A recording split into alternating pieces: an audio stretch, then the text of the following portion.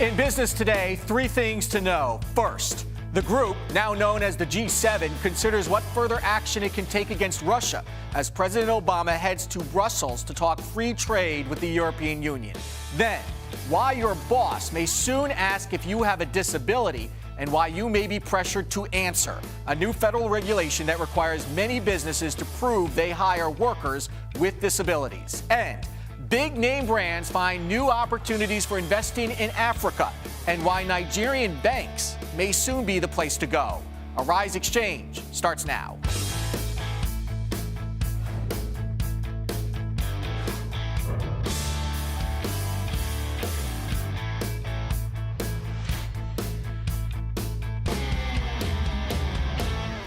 Hello, everyone. I'm Andrew Schmertz. With Russia out of the GA club, President Obama traveled from The Hague to Brussels Tuesday, where he will push for a new trade agreement with the European Union and turn up the pressure for more sanctions against Russia. In a few moments, we'll go to our Arise News Washington Bureau Chief James Blue, who is traveling with the president in Brussels, and we'll bring you his report in a couple of minutes. Meantime, U.S. equities on Tuesday rebounded as consumer confidence shot up. The economic news in a moment, but first let's take a look at how stocks ended the day. Dow Jones Industrial Average up 91.19 off their lows to 16,367. The S&P 500 up 8 to 1865, and the NASDAQ up 788 to 4234. Taking a look at some of our top stocks, Anheuser-Busch InBev says it's closing its third Russian brewery in less than 2 years in response to tax hikes on the beer market and banned alcohol sales in kiosks. InBev closing up $1.42 to 102.92. Google is getting a helping hand to make its computer headset known as Google Glass more stylish. The company is partnering with Italian eyewear designer Luxottica, the makers of Ray-Ban and Oakley. Google closing at 1,158. And eBay is asking its shareholders to vote against Carl Icahn's proposal to spin off PayPal. Last week, Icahn asked eBay to sell 20% of PayPal in an initial public offering. eBay down 21 cents to 56.33. Gold closing at $13.1240. That's up, and oil pulling back just a little bit. A robust consumer confidence report from March. The Conference Board reporting that confidence rose to 82.3 this month, up from 78.3. Maybe the end of the winter doldrums, possibly causing some optimism. Sales of new homes slid. The Commerce Department says sales dropped 3.3% in February. But when it comes to selling homes, buyers paid more. The S&P Case-Shiller Index reporting that property values in 20 cities rose 13.2% since January of 2013. For more on these numbers, we turn to Chris Lowe, Chief Economist at FTN Financial. Chris, welcome back to Arise Exchange. Always good to have your thoughts. So when we're looking at consumer confidence here, why are consumers all of a sudden feeling good if we believe this survey? Everything else was like the winter was bad and home sales are bad. Well, look, I think part of what you're getting is March data. The consumer confidence data is fresh. This is newer stuff compared to February data. And there is reason to think that things started to improve later in the quarter. If you look, for example, at the employment reports from December to February, they were all pretty weak, but there was this rising trend throughout. As far as the housing data, I think honestly the fact that new home sales managed to hold flat in February really to where they were in December is impressive, isn't it? It's pretty darn good. With the weather, and I imagine we can blame the weather on this to some extent, right? People aren't going to go look for homes when there's a blizzard out. Oh, no, exactly. And the key is, weather in Chicago, 40 below, 20 below doesn't really make a difference. Mm-hmm. But what does make a difference is when you've got an ice storm in Atlanta, when you have snow in Alabama, that'll stop people from going out house hunting. Consumer confidence is all so psychological. So they're clearly not worried about international developments right now. For example, Russia and Crimea, right? Because that's not impacting them at all. Yeah, and what's interesting about that, too, is that you saw that in the U.S. stock market reaction. Even as Russian troops solidified their hold on Crimea, even as we had that sham vote in Crimea, right. Voting to become part of Russia, and then the annexation itself, the market just sort of trudged upward. I think what may get a reaction there is if there's sanctions with teeth. Right. Well, because then that starts to kind of distribute the pain a little bit, and then consumers start hearing about bad news, and that would kind of depress them a little bit. Yeah, I think so. But even there, I doubt it's got a huge impact. Tell me about this as a leading indicator. So consumers feeling better, then do we expect retail sales to follow? Well, hopefully. You know, retail sales were depressed also when the weather was so awful. And there was this tidbit in the Fed does a survey of stores, and they found that people hadn't cashed in their cards, the gift cards they got for Christmas at the same rate they have in the past. So that has us thinking there's money to be spent. It hasn't been spent. That would argue in favor of a sort of weather compression anyway. So you're in the camp. Confidence. I think we will see stronger spending. Okay. Let me ask you about the Fed and Janet Yellen. Do you think that she made a mistake in talking about interest rates, or was simply honest? I think it's stylistic. I think she was honest. My sense is that it is a very difficult job to be Fed chairman right now. Remember, she's shorthanded.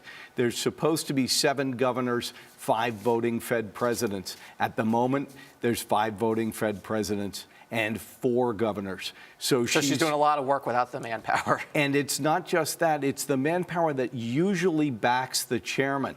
The presidents are a little flakier, so she's dealing with the flakes. Well, we saw that because one of them went out sort of off, on his own and said that we should hold interest rates at 0, which is not Fed policy. Right, precisely. Yeah. So the fact that she managed to get a consensus, managed to get a statement out, I think she's doing just fine. The 6-month warning on Fed funds rate hikes, at the moment it rattled the markets, but I think as we get closer to that date, having that kind of certainty is a good thing, particularly in the bond market. Chris Lowe, Chief Economist at FTN Financial. Thank you. Great to be here. Coming up, the brand names that are expanding in Africa and how you could profit as well. You're watching Arise Exchange. Arise News is a different kind of network. We are able to tell our own stories, and we're able to cover stories in a way that other media outlets don't do. We've got world-class journalists, veteran journalists who have been in this industry for decades, not just in front of the camera, but behind the scenes as well. Arise News is a place where we can tell stories in an interesting, factual, inclusive way like no one else in the business can. Because we live in a global, interconnected world, business news no longer stops when the markets close on Wall Street. And what we've discovered over the past few years of the financial crisis is that events and news that happen even in the smallest countries impact the United States and the world at large. As we bring together experts and analysts and thought leaders and CEOs and companies across many industries to not only provide the macroeconomic view, but news everyday people can use.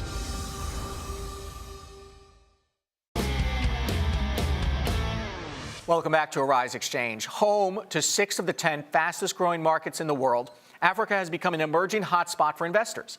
While mining and oil continue to dominate the market, infrastructure investment and consumer markets are growing quickly. However, despite the increased attraction, many investors face challenges when it comes to securing these opportunities.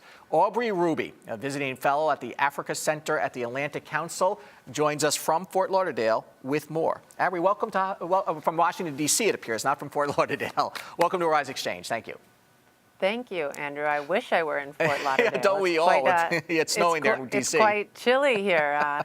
Somehow we keep seeking spring in Washington and not finding it. So maybe you guys have it in New York. It's coming soon, we can all hope. All right, let's talk about Africa for a moment. You know, there has been a lot of negative news coming out of Africa recently with some political challenges, and this is the fastest growing continent. Nigeria is the fastest growing country in the continent. Do you think that some of the negative news that we've been getting, whether it's banking questions in Nigeria, whether it's issues regarding social laws, such as anti-gay laws, are starting to impact the market at all?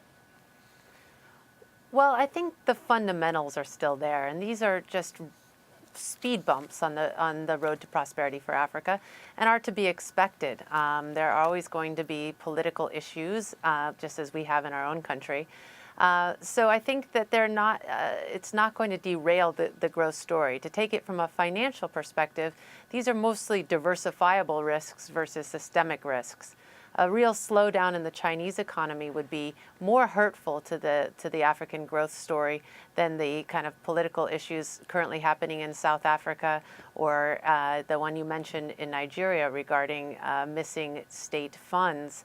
Well, now, while $10+ billion is not a trivial matter, the fact that Nigeria is going through a public process, a dialogue, and is really getting to the bottom of where that money went shows that, you know, the institutions are more robust today than they were. And Aubrey, you're referring to the alleged missing $20 billion in oil money, and we've been covering that extensively. Let me ask you about these multinational corporations that are going into Africa. Are we starting to see a significant ramp up of these companies, whether they're American companies, whether they're European companies?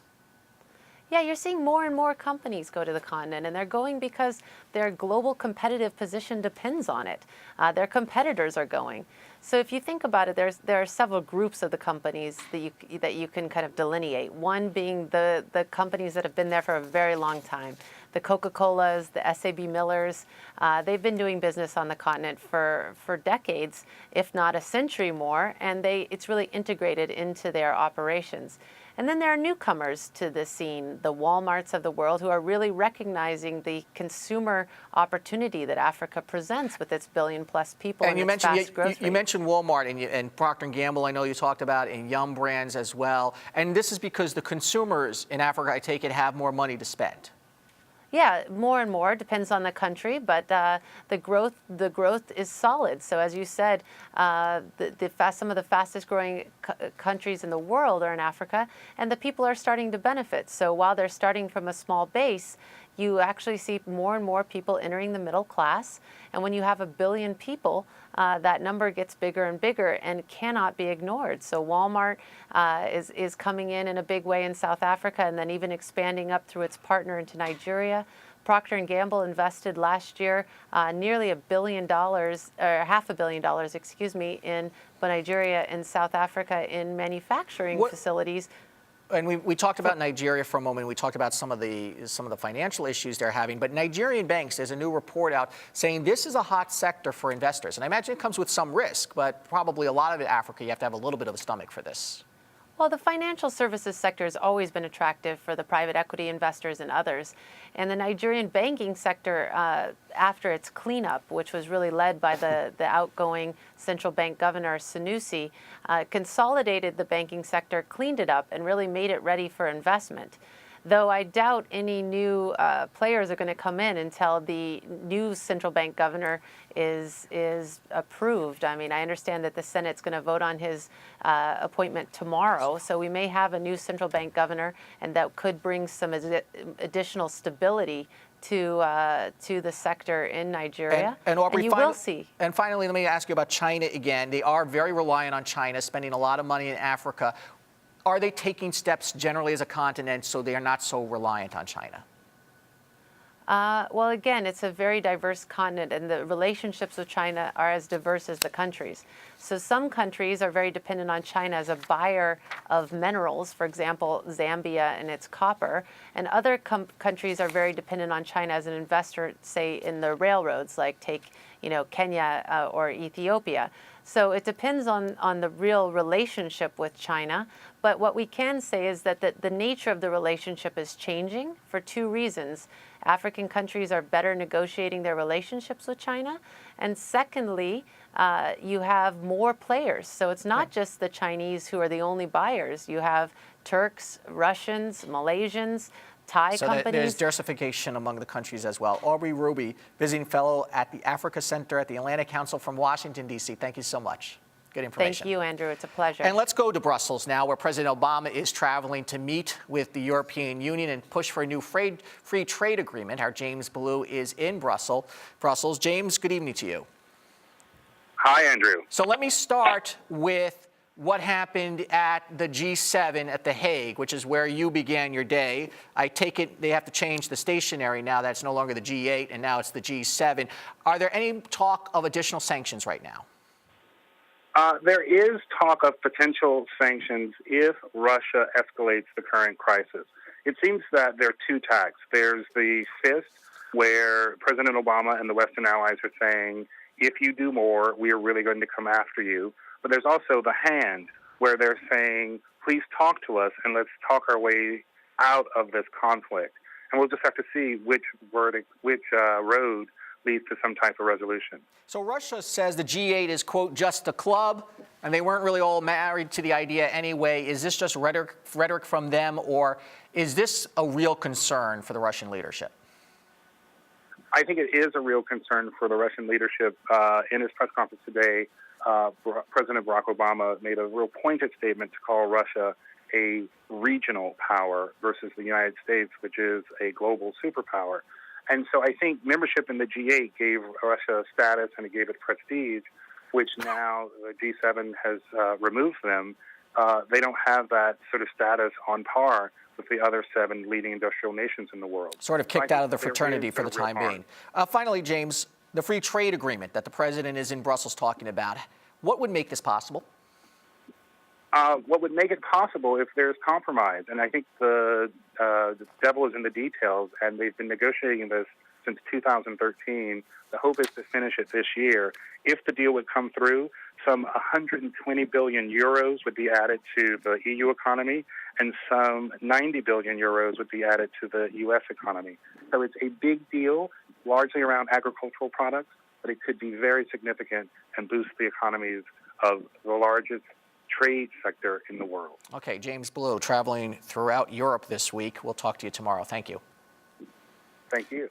Time for our business ticker, stories making headlines around the world. Guilty across the board for 5 former associates of Ponzi scheme operator Bernie Madoff. 5 ex-employees, which included Madoff's back office director, 2 portfolio managers, and 2 computer programmers, were convicted on charges that they helped their boss conceal his $20 billion fraud for years. The 5-month trial was one of the longest white-collar criminal trials in federal court history and is the first criminal trial stemming from Madoff's fraud. 9 other people have pled guilty in connection to the fraud, some of whom testified at the trial as cooperating government witnesses. The 5 defendants will be sentenced in late July. As for Madoff, he continues to claim that he acted alone. The U.S. Supreme Court began hearing a case that could lead to new religious freedoms for corporations that wish to deny health coverage for contraception. The family that owns Hobby Lobby, the Green family, argues that the Affordable Care Act violates their constitutional religious rights. The Greens question whether they should be required to pay for insurance plans that cover forms of contraception that they find objectionable on religious grounds. That issue is whether a private business, in this case Hobby Lobby, can run their operations according to their religious convictions. So-called payday loans are a debt trap for many, according to a report released today by the Consumer Financial Protection Bureau. The federal watchdog found that about half of all payday loans, get this, are made to people who extend the loans so many times that they end up paying more in fees than what they borrowed. The short-term loans at high interest rates are often made to borrowers with weak credit or low incomes. It's led some states to impose caps on interest rates charged by payday lenders. And JCPenney CEO gets a huge pay hike as the retailer shows some signs of life. Myron Ullman is getting his salary hiked by 85% to $1.5 million a year. With stock and other bonuses, he could earn $10 million. That's more than 4 times the salary and perks he earned last year, despite a lackluster performance. JCPenney did report a profit last quarter of $35 million versus a $500 million loss a year earlier, but still a lot to do. Time for the Wilson Report with our global business editor, Michael Wilson, is in London. Good afternoon, Michael. We'll start with the European markets. Hi, Andrew. Yes, let's do that. Slightly better on the feeling that maybe China's government is going to encourage its economy to grow, and everybody's being relatively sanguine as far as the markets are concerned about what's been going on at the G7. But I'd point you towards quite an interesting indicator, Andrew. This is from Germany. It's called the IFO report, IFO, and it's a well-watched business climate sort of measure. And it's actually dipped quite considerably, which is unsurprising given that about 6,000 firms in Germany have direct relations with Russia, and any sorts of sanctions will clearly have a great effect on them. So just to put it in context, Andrew, Europe's largest economy is actually feeling a little wobbly at the moment, which is not really good for the rest of Europe. Yeah, and I'm wondering, Michael, do you get a sense that there may be pressure on Germany now about these potential sanctions in Russia because of this? Yeah, definitely. And I think, this is the problem about dealing with lots of separate states that make up the EU. They all have different axe to grind. And whilst it's, I would suggest relatively, and I say relatively easy, for the United States and the UK to be unified about what they want to do, Europe's a whole other ballgame. And let's move to South Africa now, where this mining strike in gold continues. It does. This is a 9-week strike. The problem is in these platinum mines, Andrew, that the longer people don't work in them, the longer the mines actually deteriorate, and they get more difficult to get back into functioning again. The sad fact is that in the platinum belt, lots of workers who obviously now are not working and not being paid are borrowing money. Lots of long credit lines developing, which is bad, and that needs to be paid back. So the social cost is very, very high indeed. There's no indication that either side wants to talk anything concrete to each other. And interestingly, palladium now is considered quite a good investment, as it's a relatively good substitute for platinum, so people are actually looking at that. But the sad fact is that a lot of this is irreversible now, and these companies are going to have to look at mechanisation and more skilled labour in the future, because that is the way of the future, which will necessarily mean that whenever this strike is actually resolved, a lot of the people going back to the work will eventually lose their jobs, Andrew. Okay, Michael Wilson in London, thank you. Ahead, a TV judge is jailed by a real judge. Our favorite person of the day, next.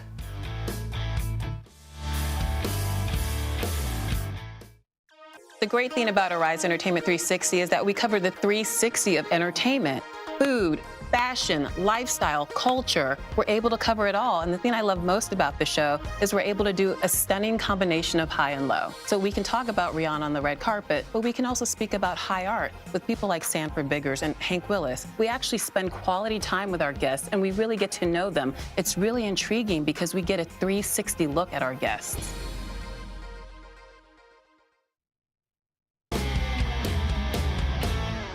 Time now for our favorite person of the day, when we pick one person who grabbed our attention, and not for the right reasons. Today, it is the TV judge Joe Brown, who found himself in front of a real judge and ended up in a real jail.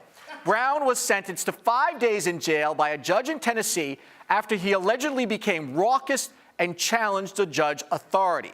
Brown, who is a lawyer and a former criminal judge, was in court representing a client in a child support case. He apparently became upset after he was told the case was not on the docket to be heard that day and began yelling at Magistrate Harold Holm.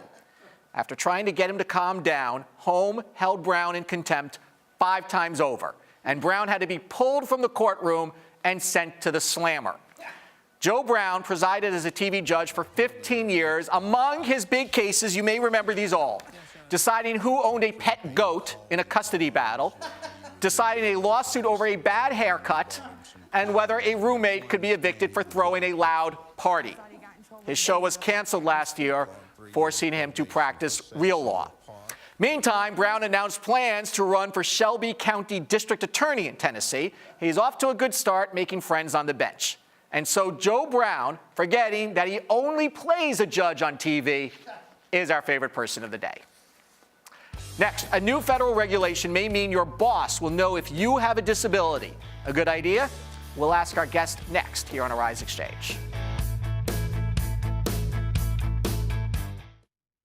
One of the great things about Arise Entertainment 360 is we have this Arise to Your Health segment, which really focuses on the holistic approach of being healthy. So we do everything from working out to juicing to getting in shape by doing fun exercises like bouncing on a trampoline or wearing these bouncy boots on our feet when we're jumping all over the set. We've done karate, we've danced the weight off, we've done just about everything. And of course, I love when we eat on set, but we do it in a very healthy and clean way.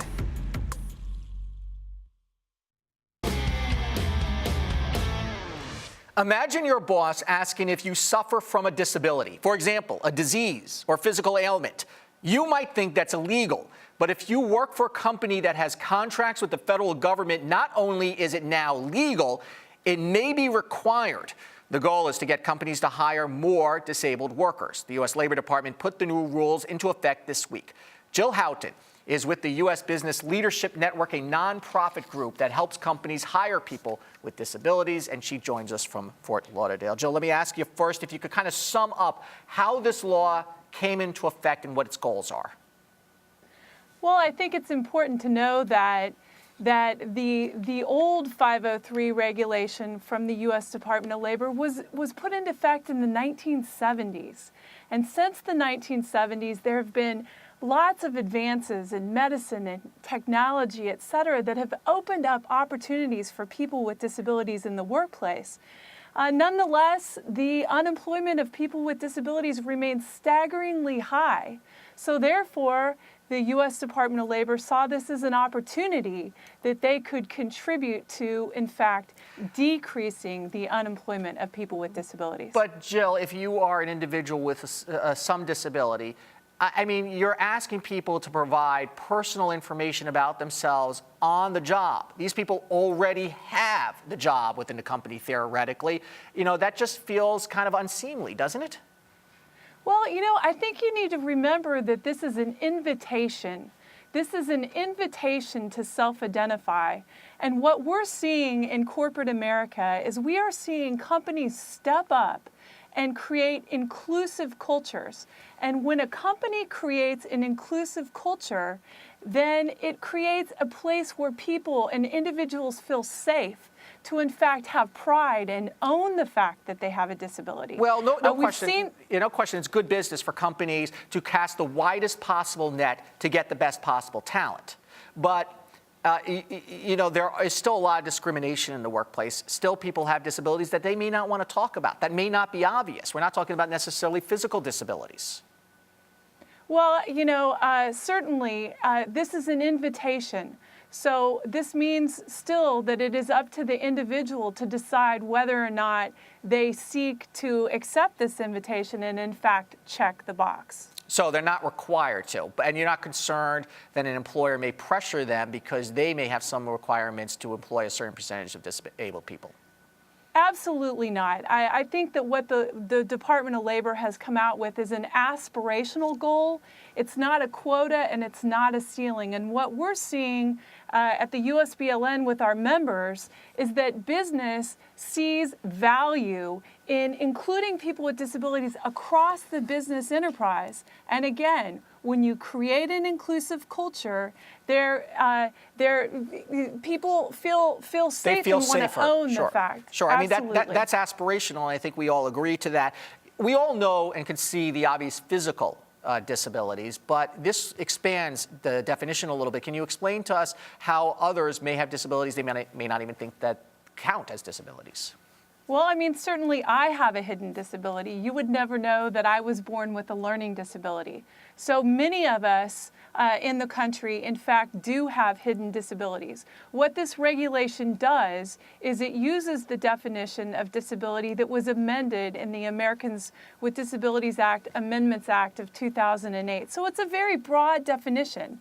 There is a prescriptive form that was developed by the U.S. Department of Labor for federal contractors to utilize, and federal contractors will utilize this form, and it is, again, an invitation for individuals, for applicants and employees to decide whether or not they want to check the box. It will not. Yeah, in our last 45-second, employers that don't have deals with the government do not have to necessarily comply with this. What's the advice you have for private enterprises that want to expand their inclusiveness? We have about 30 seconds left. I think that the best thing to do is to learn from your peers. There are companies, countless companies like Walgreens, like Lowe's, like EY, Microsoft, IBM, I could go on, who have sought to consciously include people with disabilities, and the best way for business to learn is from their peers. That's what our network is based on, and I would strongly encourage that business seek out their peers, and because it does have a positive impact on the bottom line. It's not nice, it's good business. And Jill Houghton with the U.S. Business Leadership Network, a terrific discussion. Thank you so much. Thank you. Tomorrow on Arise Exchange, examining the commercial bus industry in the U.S. Who's really paying the price for cheap fares? Let's take a look at the markets. Rebounding today, up 91 points for the Dow, green for the S&P 500 and NASDAQ as well. I'm Andrew Schmertz. Thanks for watching Arise Exchange.